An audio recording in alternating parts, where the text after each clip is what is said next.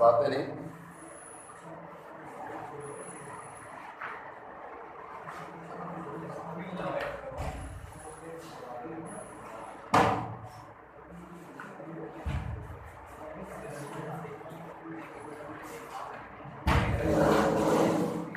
देखिए आपके पास जो पहला न्यूमेरिकल है ये ग्लास स्लैब है, बात नहीं। इस ग्लास स्लैब का रिफ्रैक्टिव इंडेक्स μ1। वैसे हम मटेरियल का लगभग μ2 लेते हैं और कंफ्यूज नहीं होना है। ये आप ट्विस्टेड न्यूमेरिकल ऐसा होता है, बच्चों को याद आ रहा है टेंसर का μ2 लेते हैं, रेयर का μ1, बट यहाँ उल्टा है। हमने इसका जो रिफ्रैक्टिव इंडेक्स लिया है ग्लास स्लैब का, वो ग्लास स्लैब का रिफ्रैक्टिव इंडेक्स आपने ले लिया μ1, और इसको जिसमें डाला है, जिस मीडियम में डिप किया है, उसका रिफ्रैक्टिव इंडेक्स μ2 है। जैसे आपने जितने भी कॉन्वेक्स लेंस के फॉर्मूले पढ़े हैं, तो मटेरियल का आपने क्या माना है μ2, और जिसमें डाला है उसका μ1, ऑब्जेक्ट इसमें डाला, हाँ वो μ1, यानी सराउंडिंग मीडियम का μ1 है और मटेरियल में क्या लिया था μ2। यहाँ उल्टा है कि सराउंडिंग जिसमें इमर्स किया गया उसका μ2 है और मटेरियल का μ1। ध्यान से सुना, और ये गिवन है, बात नहीं।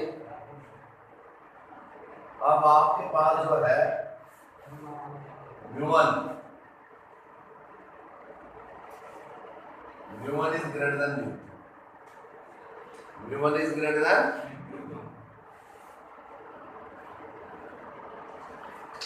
और यहां से ये आपके पास में नॉर्मल है, ये रे of light, this is the incident ray of light, ये नॉर्मल के साथ थीटा बनाते हैं। ये आपके पास ये बी, ये सी, ये D.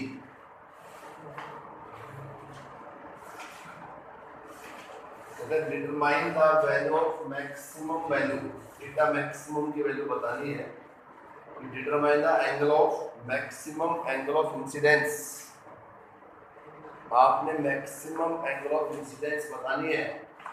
Determine the value of maximum value, किसकी मैक्सिमम वैल्यू है बतानी है, थीटा की।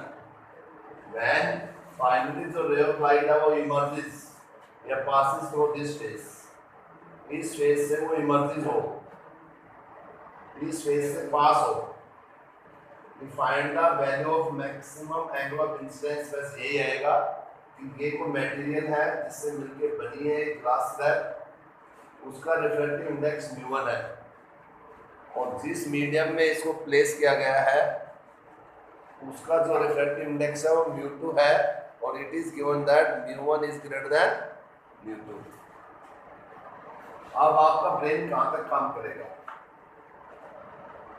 सबसे पहले तो मैं आपको बताना चाहूंगा कि भाई यहां से इमर्जेस है, तो ये रे ऑफ लाइट जब रेयर से डेंसर जाएगी तो यहाँ रेयर का रिफ्रैक्टिव इंडेक्स क्या है, और डेंसर का क्या है μ1। अब यहाँ से ये रे ऑफ लाइट ऐसे जाएगी बैंड टुवर्ड्स द नॉर्मल, इस एंगल को आपने R1 मान लिया,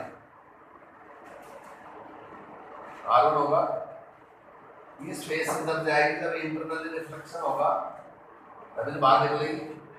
अब यहाँ से ये भी normal, this angle is R2, this angle is 90, is right. अब इस एंगल को, कहने का मतलब ये हुआ कि थीटा मैक्सिमम, 4 थीटा मैक्सिमम होगा तो R1 भी क्या बनेगा, मैक्सिमम, R1 क्या बनेगा, मैक्सिमम। अब यहां से we know that R1 plus R2, बात है नहीं, R1 plus R2 ये किसके इक्विवेलेंट होगा, R1 plus R2, एनीबॉडी 181. सीधा as r1 plus r2 plus 90 that is equal to what 180 तो r1 plus r2 is equal to क्या बनेगा 90 और r2 is 90 minus R1. 90 minus या r1 किसकी इक्विवेलेंट होगा 90 minus r1 is equal to 90 minus r2 तो r1 जो maximum होगा क्योंकि मैक्सिमम वैल्यू थीटा मैक्सिमम बतानी है थीटा मैक्सिमम हो तो r1 भी मैक्सिमम होना चाहिए r1 मैक्सिमम के लिए इस इक्वेशन से ये वैल्यू मैक्सिमम जब ये होगी जब r2 की वैल्यू क्या होगा मिनिमम r2 की वैल्यू क्या होगी मिनिमम और एंगल ऑफ इंसिडेंस की वैल्यू मिनिमम होनी चाहिए एंगल ऑफ इंसिडेंस इस फेस के लिए एंगल ऑफ इंसिडेंस की वैल्यू क्या होनी चाहिए मिनिमम इसकी मिनिमम वैल्यू कब होगी ये मिनिमम वैल्यू अब ये मिनिमम वैल्यू कब होगी जब TIR और I ग्रेटर देन क्या होता है IC तो ये मिनिमम का मतलब आप ये जो एंगल है इसको कौन सा एंगल कहेंगे आप R2 को R2 मिनिमम होगा एंगल ऑफ इंसिडेंस आप इसको क्या बोलोगे TIR हो रहा है यहाँ पे यानी कि ये इमर्जेज हो रही है तो ये वैल्यू क्या कहलाती है anybody I greater than IC ये एंगल ऑफ इंसिडेंस इससे ज्यादा होगा R2 से आप इस वैल्यू को क्या नाम देंगे स्पेशल पूरे कोई बोल दो कौन सा एंगल कहलाएगा ये एंगल कौन सा एंगल होगा R2 मिनिमम मींस क्या ले सकते हैं R2 मिनिमम को IC क्या लिखेंगे इसको IC कौन सा एंगल होगा ये IC कि I greater than IC minimum है अरे IC क्या होगा IC आप एंगल ऑफ इंसिडेंस ना चला के वो क्रिटिकल एंगल होगा वैसे भी जहाँ TIR होता है वो कौन सा एंगल होता है वो critical angle greater than equal to ये आदित्य सोच रहा है कौन सा एंगल आ गया ये हम पढ़ा चुके हैं अब यहाँ से R1 बात रही मैक्सिमम 90 माइनस IC तो रेयर से डेंसर जा रही है लाज और रिफ्लेक्शन लगाइए तो लाज और रिफ्लेक्शन रेयर से डेंसर तो क्या लिखेंगे डेंसर का म्यू1 माना है आपने म्यू12 यहाँ पे क्या बना sine r theta maximum sine r1 maximum ये म्यू1 बाय म्यू2 बातें नहीं sine theta maximum sine r maximum की वैल्यू 90 माइनस IC और यहाँ पे क्या बनेगा ये साइन और साइन की वैल्यू क्या बनेगी sine theta m stand for maximum angle I mean से दैट तो इसको थीटा m का मतलब मैक्सिमम वैल्यू थीटा m तो theta m divided by cos of IC sine theta m that is equal to mu one by mu two बच्चों को आदत है लिखने की म्यू2 बाय म्यू1 टेंसर का म्यू1 है रेयर का क्या है म्यू2 तो रेयर टू टेंसर और टेंसर का क्या लेता है यहाँ मिस्टेक होती है बच्चों से जल्दबाजी में म्यू2 लिख जाते हैं तो यहाँ पे क्या बनेगा सर यस प्लीज यहाँ पे क्या बनेगा साइन थीटा मैक्सिमम ये आपके पास बनेगा म्यू1 बाय म्यू2 ये बनेगा cos ऑफ IC जहाँ TIR है और रिलेशन क्या होती है बताओ जहाँ TIR हो रहा है internal reflection very good mu is equal to 1 by sin IC ये 1 बाय sin IC तो यहाँ से आप किसकी वैल्यू निकालोगे अब IC की वैल्यू कैसे निकालेंगे आप सुनो म्यू को क्या ले सकते हैं म्यू को यहाँ पे जो म्यू की वैल्यू है वो म्यू1 बाय म्यू2 है म्यू1 बाय यहाँ पे म्यू क्या कहला रहा है अरे म्यू की वैल्यू तो ये होती है म्यू2 बाय म्यू1 यहाँ ऑप्टिकली डेंसर को क्या मान रखा है म्यू1 चेंज कर रखा है यहाँ क्या होगा म्यू2 तो यानी कि दैट इज इक्वल टू क्या बना 1 बाय sin IC तो sin IC क्या बनेगा यहाँ पे मिस्टेक करते हैं बच्चे ये मैं बताता हूँ ज्यादा होती है यहाँ sin IC इक्वल टू क्या बनेगा very good mu two by mu one अब IC क्या बनेगा sin inverse mu two by mu one is it's right और यहाँ पे वैल्यू किसकी पुट कर देंगे, देखिए sine theta M maximum angle of incidence mu one by mu two cos IC। cos IC की वैल्यू क्या होगी, यहाँ पे आपके पास cos IC की वैल्यू क्या होगी, ये cos IC की वैल्यू पुट कर दो। IC की वैल्यू क्या है, साइन इनवर्स म्यू2 बाई म्यू1। अब थीटा एम निकालना है, तो थीटा एम क्या बनेगा, साइन इनवर्स पूरे का ये म्यू1 बाई म्यू2 cos, और यहाँ पे बनेगा cos फिर साइन इनवर्स और ये बनेगा म्यू2 बाई म्यू1। यानी कि जिन भी बच्चे के पास जिन्होंने भी ऑब्जेक्टिव लेना है सबसे इंपॉर्टेंट है ये, पहले बता दिया। फिर सुनो रिपीटिंग अगेन, ये क्लास 9 थी, कहता है यहाँ से कोई नॉर्मल के साथ ये एंगल ऑफ इंसिडेंस है, कहता है इस मैक्सिमम एंगल ऑफ इंसिडेंस की वैल्यू फाइंड आउट करो। What is the maximum value of angle of incidence when the ray of light emerges out from this face? ये डायग्राम बना होगा, तो इस फेस से नदी आएगी तब यहाँ से रिफ्लेक्शन होगा, फिर ये TIR शो करेगा। क्या शो करेगा भाई, ये अंदर रिफ्लेक्टेड होगी तभी तो बाहर निकलेगी। इस फेस से ऊपर जाएगी, बाहर आ सकती है इसमें, इस फेस से कब बाहर निकलेगी जब वो TIR शो करेगी। क्या शो करेगी, TIR हम पढ़ा चुके हैं। तो इसमें R1 90 माइनस R2 ये आपको पता है, R1 प्लस R2 प्लस 90 ये मैंने लिख दिया है। थीटा मैक्सिमम, ये मैक्सिमम होगा, एंगल ऑफ इंसिडेंस मैक्सिमम, तो एंगल ऑफ रिफ्लेक्शन भी क्या बन जाएगा, मैक्सिमम होगा। TIR पढ़ाते समय ये भी बताया था, I इज मैक्सिमम, तो angle of reflection is maximum, और I की वैल्यू IC होगा तो R क्या बन जाएगा, क्या बनेगा, एंगल ऑफ रिफ्लेक्शन 90 क्या बन जाएगा, बता रखे हैं ये वैल्यू। I क्रिटिकल एंगल क्या होता है, it is the special value of angle of incidence and the angle of reflection becomes 90। तो यहाँ पे ये आपके पास इस फेस के लिए ये रिफ्लेक्शन, ये इंसिडेंट, थीटा मैक्सिमम ये मैक्सिमम ये मैक्सिमम। अब ये R1 प्लस R2 प्लस 90 180 के बराबर है, R1 प्लस R2 90, तो R1 प्लस R2 90 है, तो R1 90 minus R2 for this equation R1 is maximum, ये मैक्सिमम होगा तो ये मिनिमम होगा, ये क्या होगा मिनिमम। और यहाँ पे minimum angle of incidence critical angle होता है, क्या होता है ये, अरे मिनिमम एंगल ऑफ इंसिडेंस क्या कहलाएगा, तो ये आपके पास IC हो गया। फिर यहाँ पे denser to rare to denser, laws of reflection लगाया यहाँ पे, रेयर टू डेंसर, तो डेंसर का यहाँ पे म्यू1 गिवन है, तो म्यू1 इज इट राइट, यहाँ पे mu one by mu two sine theta maximum, sine theta maximum, sine R1 maximum, R1 maximum means ये वैल्यू मैक्सिमम की, ये 90 minus IC, sine 90 minus theta cos theta होता है cos IC, mu one by mu two sine theta है maximum angle of incidence, mu one by mu two cos IC। अब IC की value कैसे find out करेंगे, ये TIR में रिलेशन बता रखी है, mu is equal to 1 by sine IC, 1 by sin IC, mu refractive index, ये रेशियो होता है optically denser to optically rare, optically denser कौन सा है म्यू1, ऑप्टिकली रेयर क्या है म्यू2।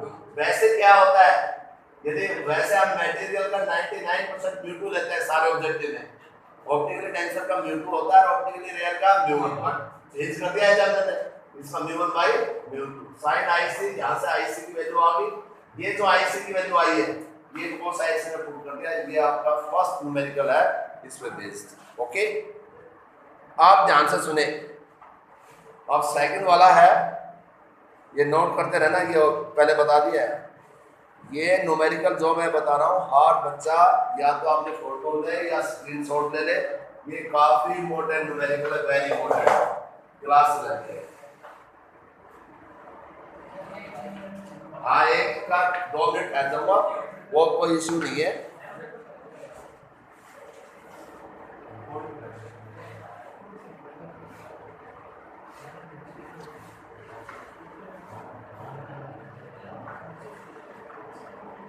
हो गया तुम्हारा नोट, आप नोट हो गया पीछे,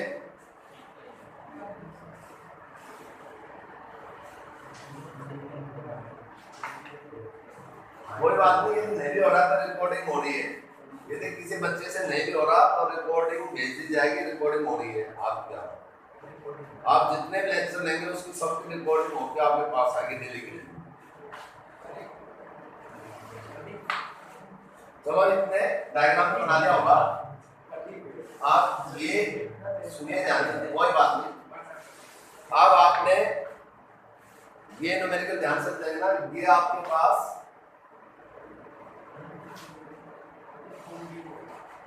इक्विलैटरल ट्रायंगल है। यहां पे कहता है ये नॉर्मल है, यहां से incident ray of light, okay तो थोड़ा बड़ा बना दो, बड़ा लिख दे, इससे भी बड़ा। ये सारिका ने बोला होगा की बात है। सारिका आपने बोला और किसने बोला है? सर मैं नहीं बोल रहा है। हाँ चलो मैंने पहचान लिया ना। छोटा बड़े वाले जो है हर बच्चे की अपनी क्वालिटी होती है। देखो भाई सारिका इससे बड़ा लिखवाना है तो बता देना, बड़ा बना देना। ये नॉर्मल है, ये एंगल ऑफ इंसिडेंस है, ओके। अब यहां से कहता है कि इस बेस से अब दो तरीके से पूछा जा सकता है कि ray of light emerges out और रे of light not emerges out. तो पहला केस है, कहता है रे ऑफ लाइट यहां इंसिडेंट हो रही है, वहां स्लैब पे इंसिडेंट हुई थी, यहां प्रिज्म पे इंसिडेंट हो रही है नॉर्मल के साथ। उसमें भी ये था रे ऑफ लाइट इमर्जेस आउट, रे ऑफ लाइट इमर्जेस आउट।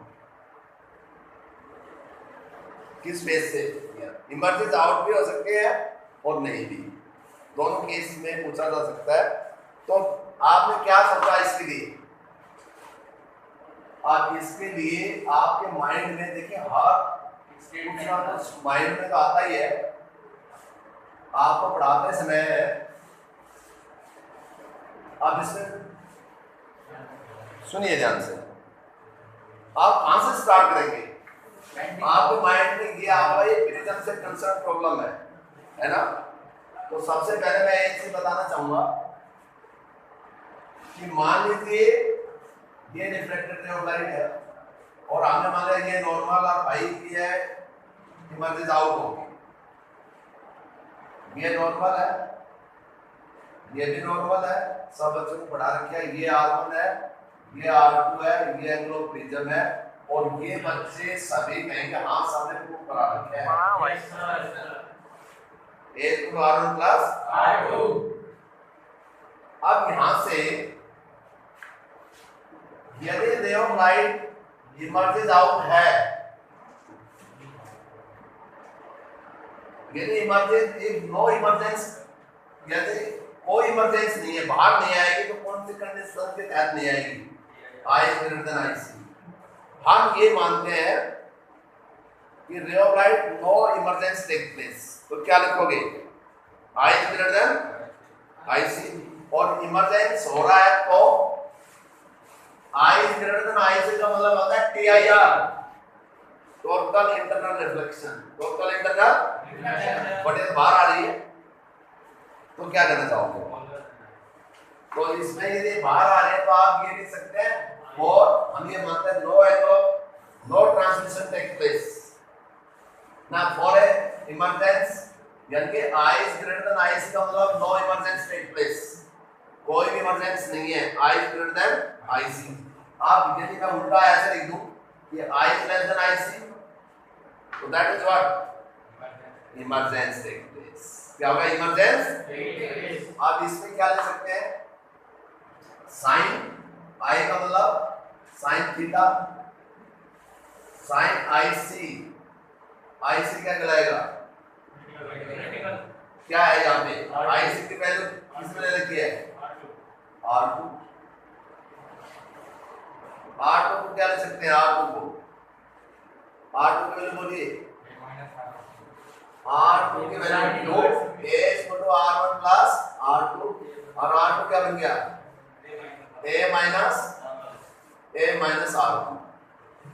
तो यहाँ पर हमने वैल्यू पुट कर दी sine theta A minus R1, या आप ये लिख सकते हो A माइनस R1 बातें नहीं, that is greater than sin theta. We can write, देखिए बातें नहीं, एक बात है ये भी, अब हमने वैल्यू सुनो, इसके अंदर R1 की वैल्यू कैसे निकालो, इसको और कैसे लिख सकते हैं। यदि मैं ऐसे लिख दूं A minus sin theta that is greater than R1, I can write this and all. अब यहां से लॉग ऑफ रिफ्लेक्शन लगाएंगे, क्या बनेगा ये म्यू2 ये म्यू1। देखो मटेरियल का म्यू2 आ गया ना अपने आप। अब रेयर से denser, refractive index in denser with respect to rare, sine angle of incidence theta, angle of reflection very good sine R1। इसको क्या लिखोगे, इसको बोलो म्यू2 बाय म्यू1 को, इसको म्यू2 बाय म्यू1, ये साइन थीटा ये साइन R1, और साइन R1 की वैल्यू क्या लिखेंगे साइन R1, साइन R1 की वैल्यू पुट कीजिए sine R1 is equal to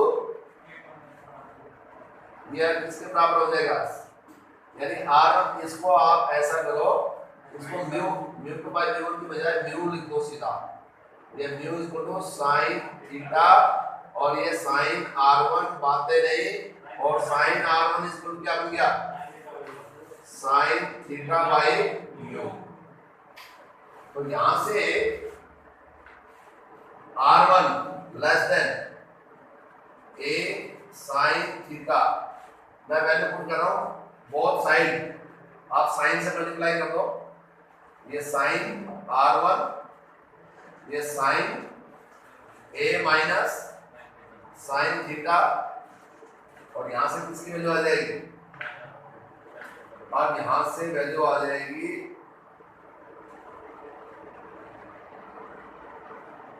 sign R1, sine R1 की वैल्यू क्या है साइन R1 की वैल्यू हमने सुनी वैल्यू साइन थीटा की निकाल दी है, एक मिनट का साइन थीटा, एक minute I is IC sin theta, angle of incidence,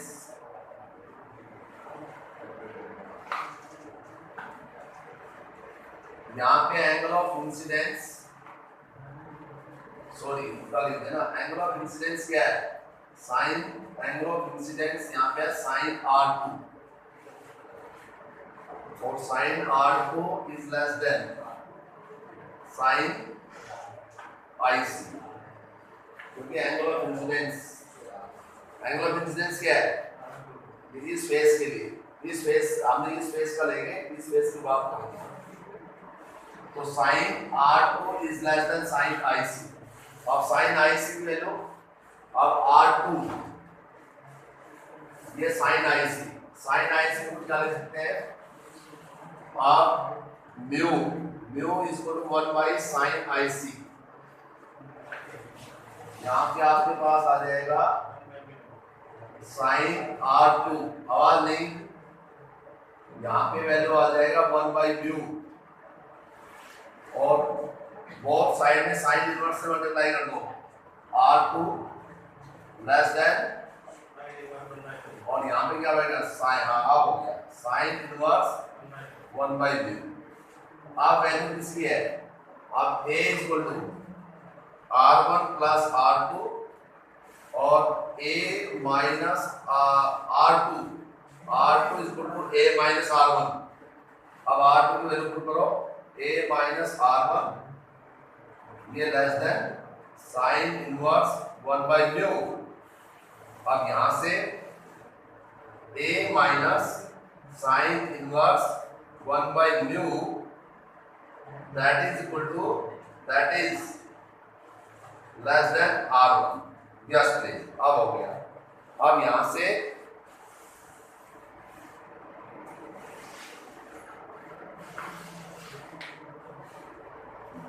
कि इस फेस से निकल रही है ना, तो एंगल ऑफ इंसिडेंस हम गलती से ये लेंगे. इस फेस की बात करें तो इस फेस का एंगल ऑफ इंसिडेंस क्या है? R2 है. क्या इस फेस का एंगल ऑफ इंसिडेंस क्या है? R2. तो यहां से A minus sine inverse 1 by mu is less than R1. अब यहां से आपने किसकी वैल्यू निकालनी है? अब बोथ साइड फिर साइन से मल्टीप्लाई करो. A sign inverse 1 by mu और यहां पे लेस देन R1. अब R1 कैसे निकालोगे? आप यहां पे रेयर टू टेंशन यहां लगाओ R1 की वैल्यू के लिए. तो वो कैसे निकलेगा? Refractive index in denser with respect to rare sine angle of incidence theta और रिफ्रैक्शन होगा साइन R1. बेटा इसको लिख दिया mu sine theta by sine R1 और sine R1 that is equal to sine theta by mu और ये होगा sine A minus sine inverse 1 by mu less than और यहाँ पे साइन से मल्टीप्लाई कर दिया था ना हम बोथ साइड. यस, तो ये साइन R1. अब साइन R1 की वैल्यू पुट करो साइन थीटा बाय म्यू. तो implies we can write sine theta, बात है नहीं, म्यू को इधर ले जाओ. Mu, very good. Mu sine A minus sine inverse 1 by mu और थीटा की वैल्यू निकाल दे. साइन इनवर्स फिर mu sine bracket A 1 minus. अब आपने देख लेना अपना आंसर 200% सही है. 1% नहीं, 200%. हाँ, थीटा की वैल्यू. फिर सुनिए ध्यान से, एक बार मैं फिर बता रहा हूँ. यार ये आपके पास कोई इक्विलेटरल ट्रायंगल थी, कोई इंसिडेंट रे रीजन में थीटा एंगल से इंसिडेंट हो रहा है. किस एंगल से? कैसे? इसकी वैल्यू बताओ. when ray of light emerges out, when ray of light emerges out, यहां से जो निकलती है तब ये एंगल क्या बनेगा? तो I ग्रेटर देन IC तो है जब ये इमर्जेंस नहीं हो, नो इमर्जेंस टेक प्लेस, सारी अंदर. फिर हमने कंडीशन क्या मानी? I is less than IC. भाई I is greater than IC पे बाहर, I is greater than IC पे तो इंटरनली रिफ्लेक्शन हो गया, अंदर के अंदर रहेगी. बाहर कब निकल सकती है? जब I is greater than I is less than IC. तो इसको क्या ले सकते हैं दोनों तरफ? साइन, ये साइन I का मतलब एंगल ऑफ इंसिडेंस, इस फेस की बात कर रहे हैं. ये R2, ये इसका critical angle sine R2 1 by mu. यहाँ पे क्या बनेगा? R2 less than sine inverse. R2 की वैल्यू पुट करेंगे तो sign inverse 1 by mu. R2 की वैल्यू कैसे निकाली? ये हम जानते हैं A is equal to R1 plus R2. तो R2 की वैल्यू, अरे रीजन में पढ़ाया था ये, A is equal to R1 plus R2. R2 A minus R1. यहाँ पे R2 की value A minus R1 less than sign inverse 1 by mu. Sign inverse 1 by mu को इस साइड में लिया है, R1 को उस साइड में. तो A minus sine inverse 1 by mu less then R1. ये आपके पास इक्वेशन बन गई. साइन से मल्टीप्लाई कर दिया बोथ साइड. तो मल्टीप्लाई करने से कौन सी इक्वेशन बनी थी? मल्टीप्लाई करने से ये वाली सुनो, sine A 1 minus sine inverse 1 by mu less than sine R1. अब यहाँ पर हमने R1 की वैल्यू पुट करी. साइन R1 कैसे निकाला? आप इस फेस पे रिफ्लेक्शन कि हम तो ये चाहिए rare to denser, Snell's law, refractive index in denser with respect to rare sine angle of incidence theta. और ये आपके पास साइन R1 रिफ्लेक्शन, इस AB फेस के लिए ये इंसिडेंस, ये refraction mu sin theta by sin r1 sin r1 sin theta by u। यहाँ पे sin r1 की वैल्यू पुट कर दी sin थीटा बाय म्यू, तो sin थीटा क्या होगा यहाँ पे, इसको आप ये लिख सकते हो sin theta is greater then, इससे ज्यादा ये mu sin a 1 minus sin inverse by mu, और थीटा की वैल्यू क्या बनेगी इनवर्स। अब सुनिए, ये तो है व्हेन इमर्जेस आउट, आप जिस बच्चे को इमर्जेस आउट का याद है और पेपर में आ गया emergence no emergence take place, तो थीटा ग्रेटर की बजाय क्या बन जाएगा लेस हो जाएगा इस फॉर्मूले से। अरे है तो ये यार, यदि ग्रेटर देन है, greater than means internal reflection होगा, और बाहर ग्रेटर देन है आई तो इंटरनल हो गया अंदर की तरफ, और लेस हो गया तो नोट कर लो सारी चीजें। ये प्रिज्म पे था,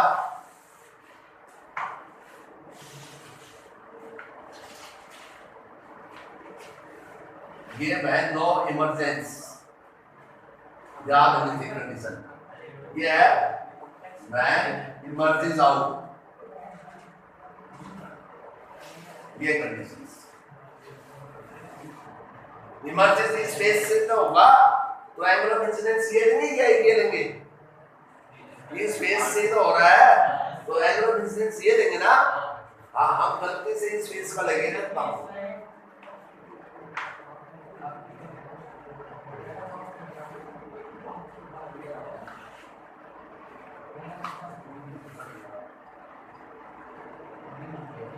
हो गया।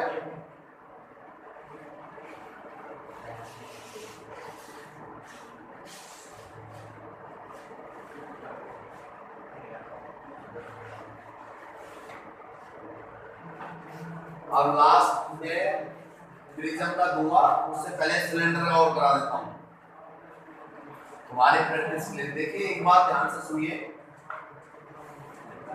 एक स्लैब पे आता है, एक प्रॉब्लम स्लैब पे आती है, एक प्रॉब्लम प्रिज्म पे आती है। स्लैब वाली समझा दे, प्रिज्म वाली समझा दे, आप सिलेंडर वाले भी ध्यान से सुनेंगे और समझेंगे।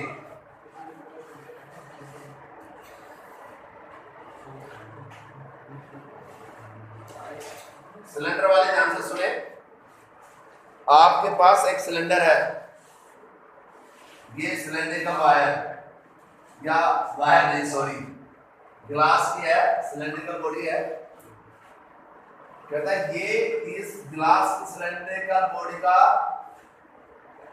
यहाँ पे ये नॉर्मल है, ये कोई एंगल ऑफ इंसिडेंस है थीटा, वी डोंट नो। कहता है रे ऑफ लाइट ग्रेजेस ट्रेवल करती है through the surface of the glass का सिलेंडर है, जिसके सरफेस पे ग्रेजेस करके ऐसे चलती है। अब इस एंगल को बताना है, कैसे बताऊंगा, बस ये गिवन है। और इसका जो रिफ्रैक्टिव इंडेक्स है मटेरियल का, वो है आपके पास 2/√3। इस मटेरियल का जो रिफ्रैक्टिव इंडेक्स है 2/√3 है, ग्लास का है, ये आपके पास थीटा है, और आपने जो रे ऑफ लाइट है, जो आपके पास रिफ्लेक्टेड रे ऑफ लाइट है, वो इसके पैरेलल ट्रेवल हो रही है, किसके, इसके पैरेलल। तो क्या बताना है, थीटा। कैसे बताएंगे बताओ, ये तो थीटा से इंसिडेंट हो गई, ट्रेवल इसके सरफेस पे चल रही है।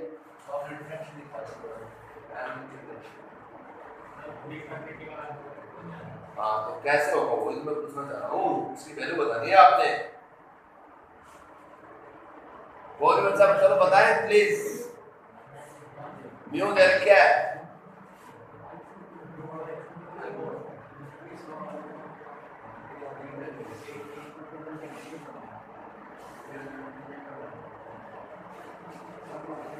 नहीं? अरे हो बच्चों, सुनो सुनो, कैसे नहीं पढ़ा रखा, ये नॉर्मल हो गया, ये रेयर का रिफ्रैक्टिव इंडेक्स को म्यू 1 हो गया, और डेंसर का क्या बन गया, ये डेंसर है 2/√3 ये सुनिए 60 ये एंगल क्या बनेगा, इसको R1 मान लो। जब ये इसके पैरेलल जा रहा है तो यहाँ क्या बनेगा, ये 90 हो गया। अरे 90 हुआ नहीं हुआ, अब ये 90 हुआ तो यहां से किया आपके पास 90, कौन सा एंगल 90 हो गया। अब ये वाला ये एंगल कौन सा कहलाएगा, ये बताओ। ये आईसी हो गया, कौन सा एंगल हो गया ये आईसी, बोलो हुआ नहीं हुआ। ये आर 90 हो गया, ये आपके पास 90 है। रेयर से टेंशन आप स्नैच लगाओ, यहां से टेंशन तो रेयर होगी, टेंशन से बोलो भैया नहीं। अरे यहाँ तो टेंशन से रेयर होगी, तो इसको क्या बोलोगे, रिफ्रैक्टिव इंडेक्स। ध्यान से समझ गया कि म्यू इक्वल टू क्या बन गया 1/IC, सीधा लिख सकते हो। एंगल ऑफ इंसिडेंस क्या है, एंगल ऑफ इंसिडेंस IC हो गया, और एंगल ऑफ रिफ्रैक्शन क्या बन गया, बाय रिफ्रैक्टिव इंडेक्स रेयर से denser to rare sin IC by sin R, इसको म्यू मान दिया। sin R क्या है, ये sin R, ये 90 हो गया, तो म्यू 1 बाई म्यू 2 क्या बन गया, यहाँ पे म्यू 1 बाई म्यू 2 होगा sin IC बाई क्या बन गया 1, और ये 1 बाई म्यू, ये होगा sin IC, और sin IC किसके बराबर हो गया, mu equal to 1 by sin IC हो गया। वही फॉर्मूला लग गया, तो इसके अंदर 60 आएगा।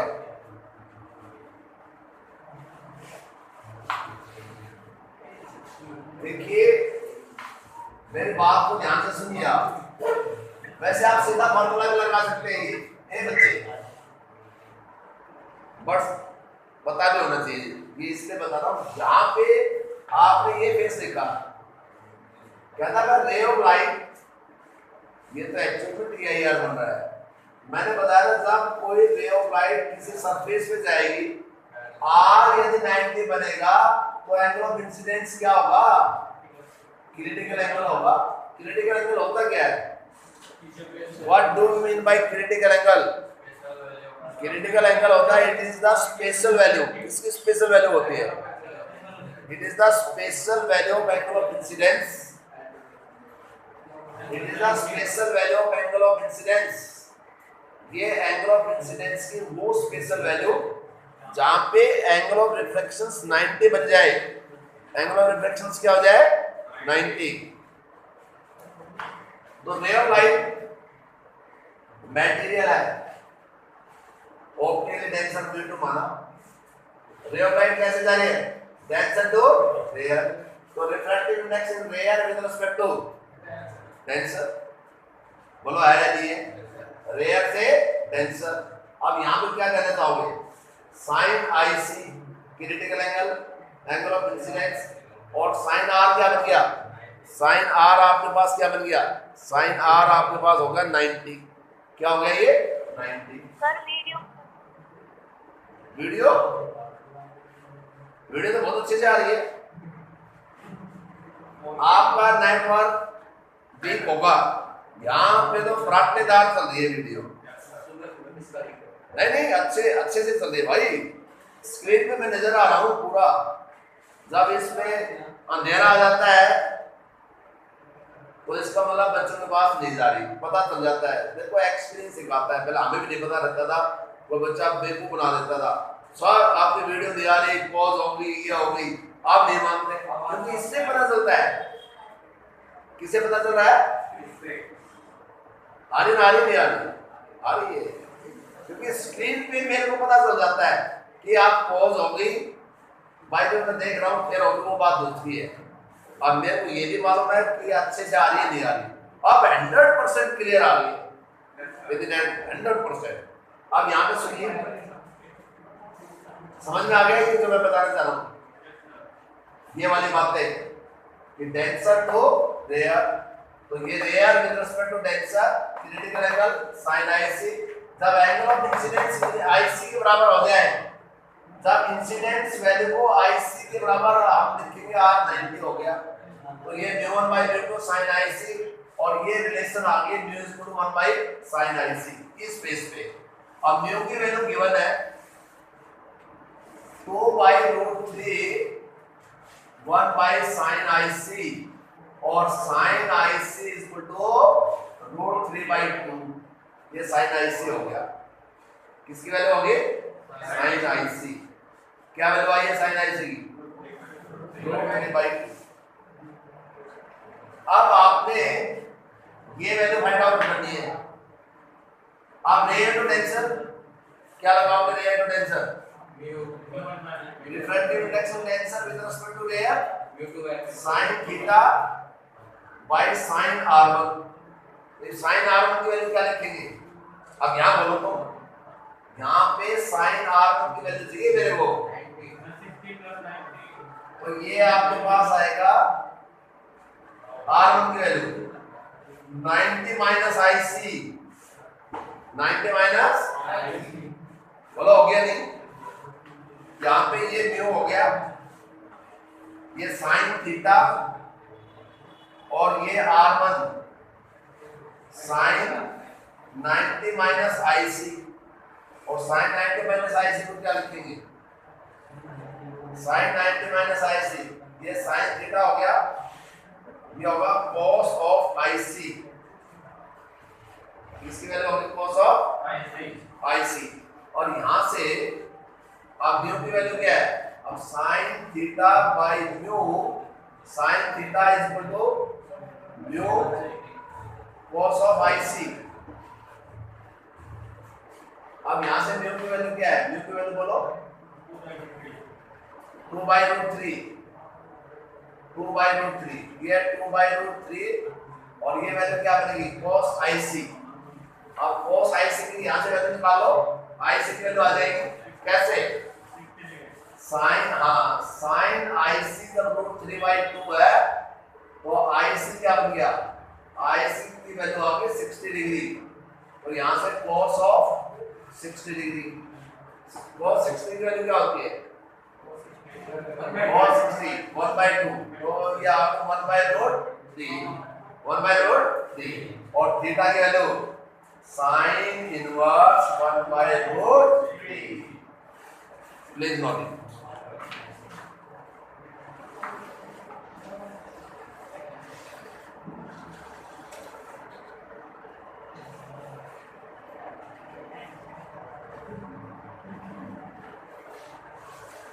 देखिए ग्लास लैंप का एंगल ऑफ इंसिडेंस निकालना बता दिया, प्रिज्म का एंगल ऑफ इंसिडेंस और सिलेंड्रिकल बॉडी का एंगल ऑफ इंसिडेंस। तीन ही बॉडी हमारे पास जिसका आता है। ग्लास को कैसे निकाल दिया समझ में आ गया, स्लैब का और प्रिज्म। तो इन तीनों बॉडी का एंगल ऑफ इंसिडेंस ऐसे निकलता है। जनरल फॉर्मूले हैं, आपको फॉर्मूला याद है, रिफ्रैक्टिव इंडेक्स की वैल्यू पुट करनी पड़ेगी फटाफट।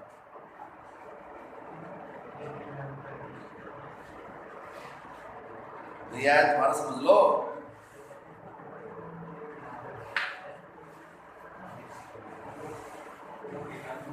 ये समझ के कैसे लिख दिया सीधा? वो 60 1 by 2 होता है, 2 से 2 कैंसिल।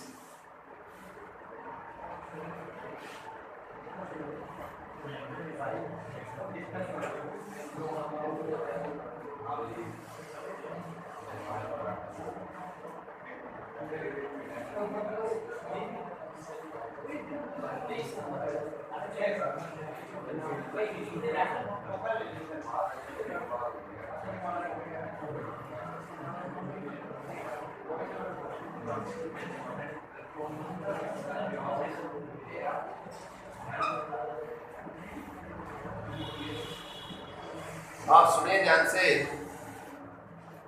ए बच्चे ध्यान से सुन लो।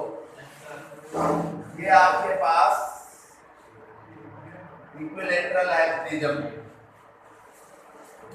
ये नॉर्मल यहां से पर रे ऑफ लाइट एंगल 60 बना रही है। कहता है यहां से ये इमर्जेज आउट है,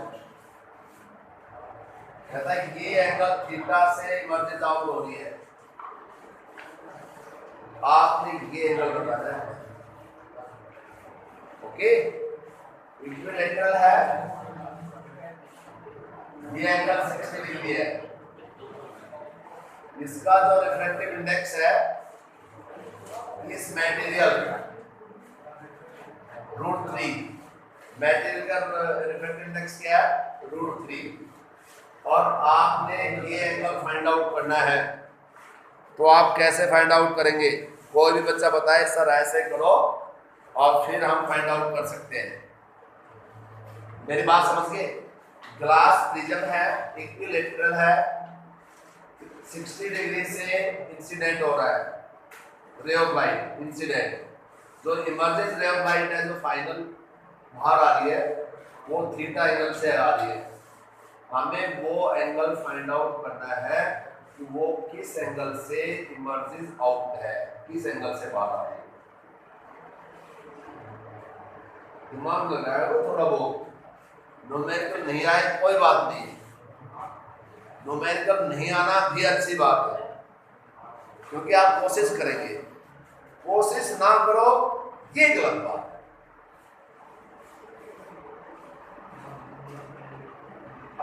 तो आपने अपने इसमें दिमाग लगाओ सारे कि सर ऐसे करो, सारे मिलके करते हैं।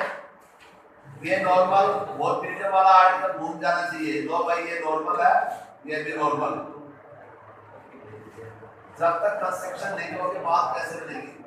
ये n1 है, ये n2, ये नॉर्मल n1 एंड n2।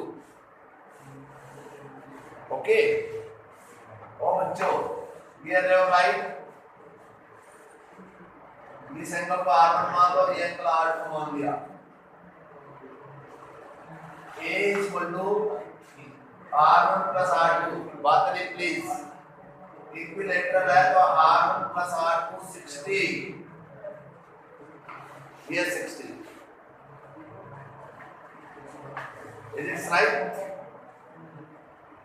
अब हमें इसका रिफ्रैक्टिव इंडेक्स गिवन है, हमें ये वैल्यू निकालनी है। अरे बच्चों पहला बात तो तुम्हें दिमाग ये डायग्राम अपने आप बनाना चाहिए था, बना लिया है? आप बाय स्नेल्स लॉ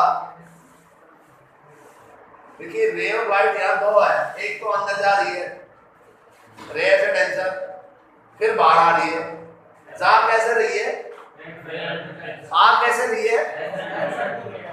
तो जब रे से टेंशन जा रही है तो Snell's law refractive index in denser with respect to ray, that is sin angle of incidence sin 60 और sin angle of reflections क्या है यहाँ पे sin r, यानी कि sin r1 that is equal to mu 2 by mu1 mu इतना क्या होगा sin of 60, mu की वैल्यू क्या है √3 और sin 60 की वैल्यू क्या है sin 60, नहीं सॉरी एक मिनट उल्टा लिख दिया, sin r1 की वैल्यू चाहिए तो sin r1 क्या बनेगा sin r1 is equal to sin 60 by mu, mu to by mu हो गया। sin 60 की वैल्यू क्या है √3 by 2 और mu की वैल्यू क्या है √3, क्या बना ये 1/2 हो गया। sin r1 1/2 और sin r1 1/2 means sin of 30 और sin से sin कैंसिल, r1 30 डिग्री आ गया भाई। r1 मींस इस सरफेस का एंगल ऑफ रिफ्लेक्शन AB का एंगल ऑफ रिफ्लेक्शन आ गया 30, r1 30 है तो r2 कितना है r1 30 तो r2 30, तो R2 भी 30 आ गया, देखो R1 भी 30 और R2 भी 30। बट हमारे लिए प्रॉब्लम ये हमें ये एंगल निकालना है, तो वाई वी आर कंफ्यूज। अब यहाँ ये डेंसर से रेयर आ रही है, डेंसर से रेयर, फिर स्नेश लगा दो इस बेस पे इसी पे, तो रिफ्रैक्टिव इंडेक्स क्या बना, refractive index in rare with respect to denser sine angle of incidence, इस फेस के लिए एंगल ऑफ इंसिडेंस क्या है R2, एंगल ऑफ रिफ्लेक्शन क्या है साइन ऑफ थीटा, ये म्यू1 बाय म्यू2, इसको लिख दिया म्यू1 बाय म्यू2, ये होगा sine of R2 sine of theta. अब म्यू1 बाय म्यू2, म्यू1 बाय म्यू2 क्या है 1 by mu, very good. Sine R2, sine R2 की वैल्यू बोलो 30, साइन थीटा की वैल्यू हमें फाइंड आउट करनी है, तो साइन थीटा क्या बनेगा, sine theta equal to mu sine of 30, और म्यू क्या होता है, म्यू बोलो √3, और साइन 30 क्या होता है 1/2, तो साइन थीटा इक्वल क्या बनेगा √3/2, और ये क्या बनेगा साइन ऑफ 60, और थीटा क्या बन गया 60। अब ऐसे बताऊं आपने, जो इंटेलिजेंट बच्चे वो उसको ऐसे सोल्व नहीं करेंगे ऑब्जेक्टिव को, वो R1 R2 की वैल्यू आती है समझेंगे, जब R1 R2 के बराबर है तो angle of incidence angle of emergence के बराबर होता है, यदि ये 60 है ये 60 है, अरे नहीं है समझ में, जब R1 R2 के बराबर है, ये लिखवा रखा है मैंने, जब R1 I = IC, तो A इक्वल क्या होगा R1 इक्वल टू क्या बनेगा R2, यदि ये एंगल बराबर है तो angle of incidence equal to emergence, theta behave as emergence, तो I equal to IC, shortcut method, but हमें तो समझाना था ना। अब इस पे सुनो, अब मैं आपसे ये कहना चाह रहा हूं, इसका रिफ्रैक्टिव इंडेक्स n है, किसी का पेपर, इसका रिफ्रैक्टिव इंडेक्स n, ये रिफ्रैक्टिव इंडेक्स n है, n/2, सुन लो, इसका रिफ्रैक्टिव इंडेक्स n है, क्या ये n, अननोन, कहता है d theta by dn, rate of change of this angle emergence, ये m के बराबर है, if d theta by dn equal to m, okay, find the value of n, find the value of m, इस n की वैल्यू बताओ, find the value of m,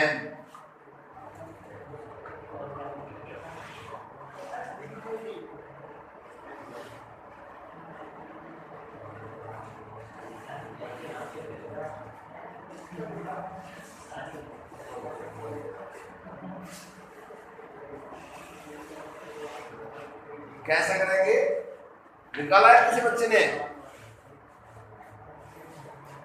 नहीं, anyone,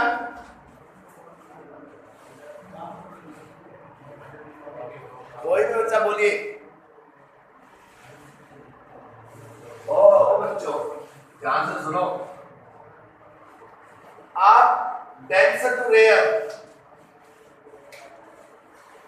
इस फोर्स को तो छोड़ो ही मत, थीटा और n की लड़ाई है, तो थीटा और n के लिए इसी फेस के लिए लड़ाई है, तो स्नेल्स लॉ लगा दो, तो refractive index in denser with respect to क्या होगा rare with respect to denser, denser से रेयर जा रही है, प्रिज्म से बाहर निकल रही है, तो refractive index in denser with respect to rare, sine angle of incidence R2, angle of reflection theta, अब म्यू1 बाय म्यू2 साइन R2 की वैल्यू क्या है R2 की 30 साइन थीटा, बात है नहीं, म्यू1 रेयर मीडियम का रिफ्रैक्टिव इंडेक्स क्या है 1, म्यू1 इक्वल टू 1, म्यू2 and sin 30 और यहाँ पे हो गया साइन थीटा। साइन थीटा किसके इक्वलेंट हो गया? N sign of 30। साइन 30 की वैल्यू क्या होती है? साइन 30 की वैल्यू 1/2। तो यानी किसकी वैल्यू आएगी? ये इसका साइन थीटा हो गया 1/n sine this sine theta into this, ये हो गया n/2। क्या हो गया? n/2। अब इसका डिफरेंशिएट कर दो with respect to n। Differentiating with respect to n, तो क्या बनेगा? Differentiating with respect to n, तो इसका डिफरेंशिएशन करो। कैसे करोगे बताओ आप भी? Differentiating with respect to s, sin theta का cos थीटा फिर थीटा का d theta by dn with respect to n है, तो यहां क्या बन गया? 1/2। हमने किसकी वैल्यू बतानी है? d थीटा बाय dn, तो d थीटा बाय dn, तो d theta by dn, d theta by dn किसके बराबर हो गया? 1/2 d theta by dn 1/2 cos theta, और d थीटा बाय dn की वैल्यू क्या है? m। तो यानी ये आपके पास m cos inverse m equal to क्या बन गया? m equal to 1/2 cos of theta.